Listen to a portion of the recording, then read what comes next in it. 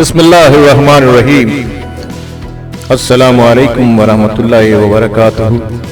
News live کے programme آج کی بات میں ہم آپ کو خوش آمدید کہتے ہیں۔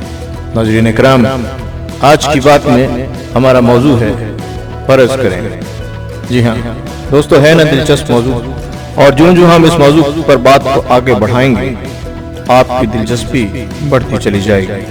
لیکن بات بڑھانے سے پہلے ایک گزارش ہے کہ اگر آپ نے اب تک نیوز لائیو کو سبسکرائب نہیں کیا تو آپ کر لیں، اور ساتھ ہی بیل آئیکن کو بھی کلک کر دیں تاکہ ہماری ہر نئی ویڈیو آپ کو ملتی رہے۔ ناظرین اکرام، یہ ایک سچی کہانی ہے، ایک ایسے شخص کی کہانی جس نے ایک نماز پڑھنے والے شخص سے پوچھا کہ اگر مرنے کے بعد تمہیں معلوم ہوا کہ نہ ہی جنت اور جہنم کا وجود ہے اور نہ ہی سزا اور جزا کا کوئی سلسلہ موجود ہے تو اس وقت تم کیا کرو گے؟ سوال جتنا دلچسپ اور پیچیدہ تھا، جواب اس سے بھی زیادہ حیران کن اور تعجب خیز تھا۔ لیجیے پوری کہانی پیش خدمت ہے۔ یہ سن 2007 کی بات ہے۔ لندن کے ایک عربک ریسٹورنٹ میں ہم چند دوست مغرب کی نماز سے کچھ دیر قبل ڈنر کے لیے داخل ہوئے۔ ہم لوگ ہوٹل میں بیٹھے ہی تھے کہ ویٹر آرڈر لینے کے لیے آ گیا۔ میں نے مہمانوں سے چند منٹ کے لیے اجازت طلب کی اور پھر واپس آ گیا۔ میرے واپس آتے ہی مہمانوں میں سے ایک شخص نے سوال کیا، یا آپ اچانک کہاں چلے گئے تھے؟ آپ نے تو بڑی تاخیر کر کہاں تھے؟ میں نے کہا، میں معذرت خواہ ہوں، دراصل میں نماز پڑھ رہا تھا۔ وہ مسکرایا اور بولا، آپ ابھی تک نماز پڑھتے ہیں؟ میرے بھائی، آپ تو قدامت پسند ہیں۔ میں نے بھی مسکراتے ہوئے پوچھا، قدامت پسند؟ وہ کیسے؟ کیا اللہ باری تعالیٰ صرف اسلامی ممالک میں ہے، لندن میں نہیں ہے؟ اس نے کہا، آپ میرا مطلب نہیں سمجھے۔ چلیے میں آپ سے کچھ سوال کرنا چاہتا ہوں اور آپ سے یہ درخواست کرتا ہوں کہ آپ اپنے جس کشادہ ظرفی کے لیے معروف ہیں اسی کشادہ قلبی سے مجھے تھوڑا سا برداشت کر لیجیے۔ میں نے کہا، جی ضرور، مجھے تو بڑی خوشی ہوگی، لیکن میری ایک شرط ہے۔ اس نے کہا، جی فرمائیں۔ میں نے کہا، اپنے سوالات مکمل کر لینے کے بعد تمہیں ہار یا جیت کا اعتراف کرنا پڑے گا۔ اس نے کہا، ٹھیک ہے، مجھے منظور ہے۔ میں نے کہا، چلو بحث شروع کرتے ہیں، فرمائیں کیا کہنا چاہتے ہیں؟ اس نے کہا، آپ کب سے نماز پڑھ رہے ہیں؟ میں نے کہا، 7 سال کی عمر سے میں نے نماز سیکھنا شروع کی اور 9 سال کی عمر میں نماز ادا کرنے کی عادت کو پختہ کر لیا۔ تب سے اب تک کبھی نماز نہیں چھوڑی اور آئندہ بھی انشاءاللہ نہیں چھوڑوں۔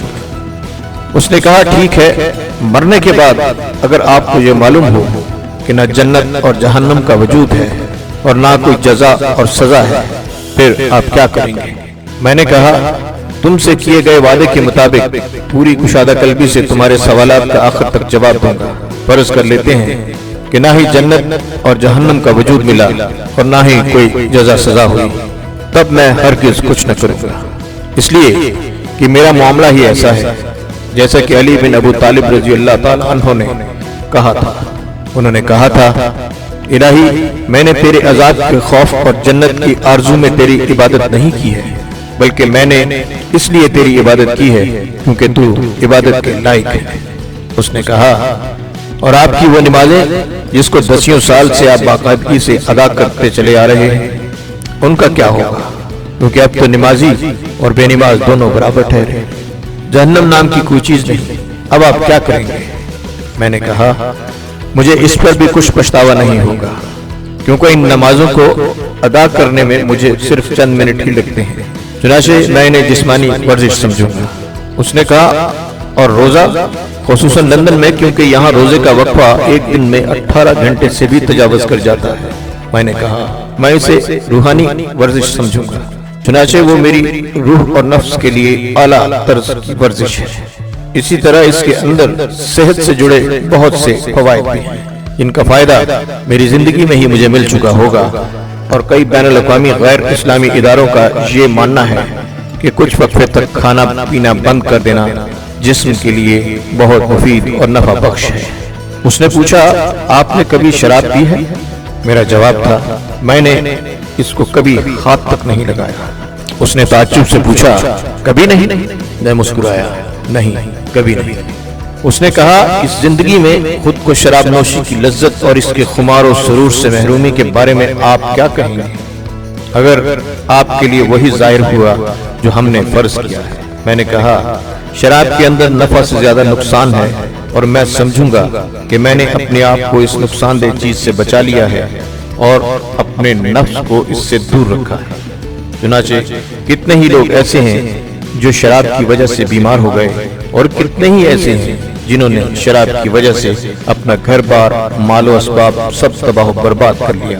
اسی طرح غیر اسلامی اداروں کی عالمی رپورٹ کو دیکھنے کے بعد یہ صاف ظاہر ہوتا ہے کہ وہ بھی شراب کے اثرات اور اسے لگاتار پینے کے انجام سے متنبع کرتی ہے۔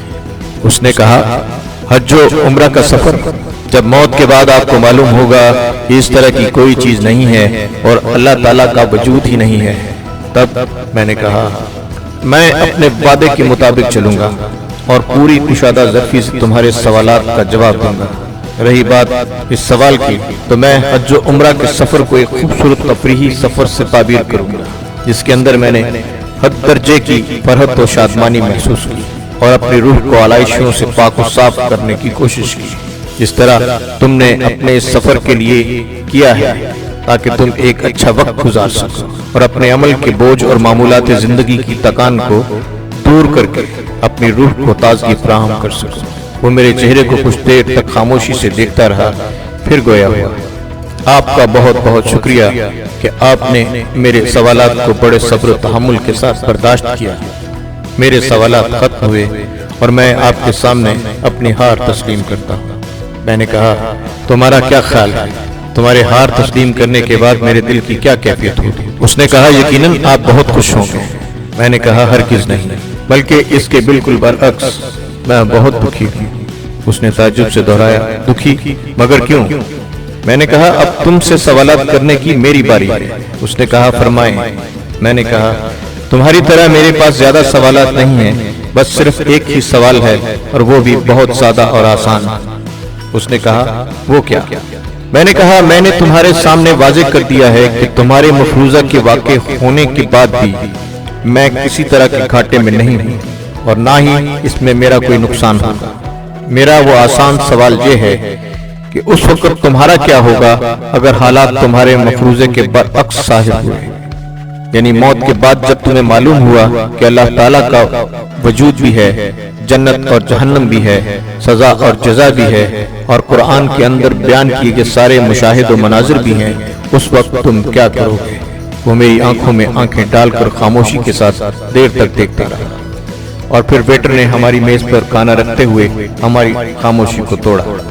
میں نے اس سے کہا مجھے ابھی جواب نہیں چاہیے، کھانا حاضر ہے، ہم کھانا کھائیں گے اور جب تمہارا جواب تیار ہو جائے تو مجھے اس سے آگاہ کر دینا۔